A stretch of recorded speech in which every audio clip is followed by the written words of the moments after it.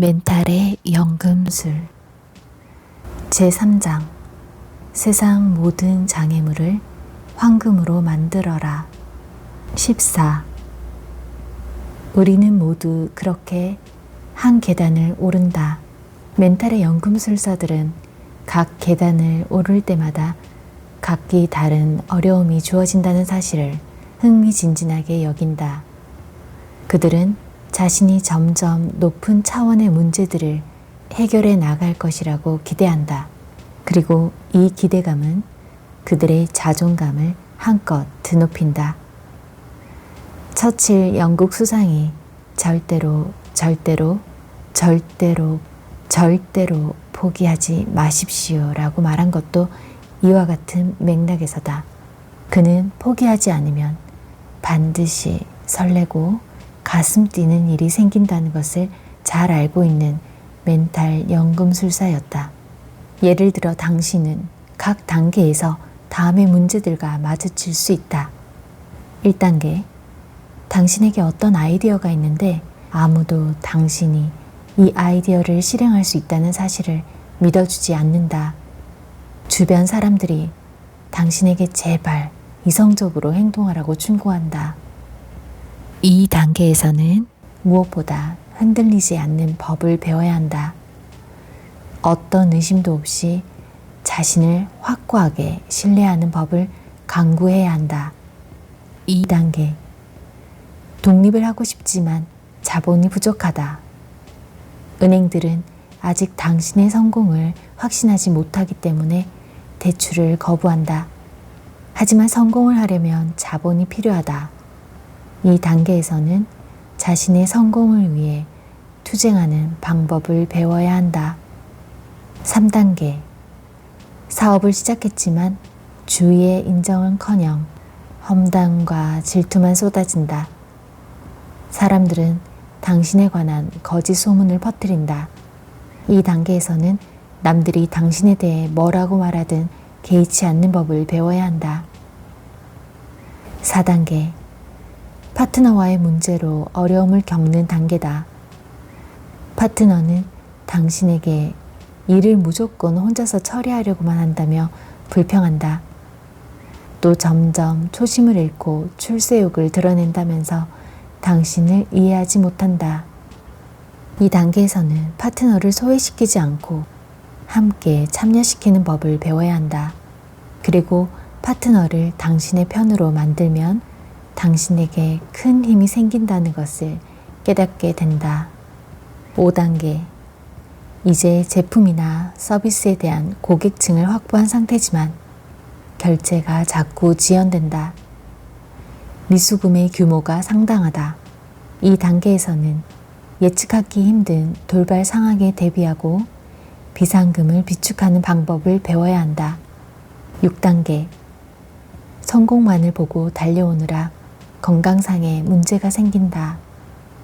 이 단계에서는 직업적 성공이 삶의 전부가 아니라는 사실을 배워야 한다. 이제는 삶의 다른 부분들에도 관심을 기울일 때다. 7단계, 능력 있는 직원들이 시급하게 필요한데 어디에도 찾을 수가 없다. 이제 당신은 내려놓기와 건네주기를 배워야 한다. 우둔한 일꾼을 두는 것과 진정한 기회를 공유할 인재를 얻는 것 사이에는 하늘과 땅만큼의 차이가 있다는 것을 절절하게 깨닫게 된다. 8단계, 한동안 커다란 성공을 거둔 후 많은 것이 무너진다. 이 단계에서는 어떤 성공도 영원하지 않다는 사실을 배워야 한다. 당신이 서 있는 정상은 나락으로 떨어지는 출발점이기도 하니까. 정상을 지나면 다시 골짜기가 나오지만 골짜기를 지나면 다시 또 정상이 나오기 마련이다. 9단계, 모든 것이 갈수록 의미 없는 것처럼 보인다. 더 이상 자신에게 동기부여를 하지 못한다. 어떤 일에 도전할 의욕도 없다. 이 단계에서는 본질적 의미를 깨우치고 내면의 목소리에 귀 기울이고 타인을 돌보는 데 더 많은 관심을 기울여야 한다. 이상과 같이 살펴본 문제의 단계별 진화는 당신이 삶에서 얻을 수 있는 교훈들 중 극히 일부에 불과하다. 하나를 배우고 나면 어느새 다음 교훈이 모습을 드러낸다. 인생은 이렇게 흘러가도록 설계되어 있다. 하나의 교훈과 마주칠 때마다 당신에게는 두 가지 중 한 가지 일이 일어난다. 포기하거나 더욱 강해지거나. 연금술사들은 말한다. 살다 보면 슬럼프에 빠질 때가 있다. 인생을 잘 살고 있는지 의문이 들 때도 있다. 그럴 때는 질문 하나를 떠올리면 된다. 지금 나에게 새로운 어려움이 들이닥치고 있는가? 만일 그렇다면 당신은 슬럼프나 정체에 빠진 것이 아니다. 새로운 어려움이 찾아오고 있다는 것은 그만큼 당신이 발전했다는 증거이기 때문이다. 새로운 어려움이 저 멀리서 쳐들어오고 있는가? 쌍수를 들고 환영하라. 우리는 모두 그렇게 한 계단을 또 오른다. 멘탈의 연금술사는 제 인생책이 될 것 같습니다. 요즘 같은 시대에 정말 필요한 것이 멘탈의 연금술인 것 같습니다.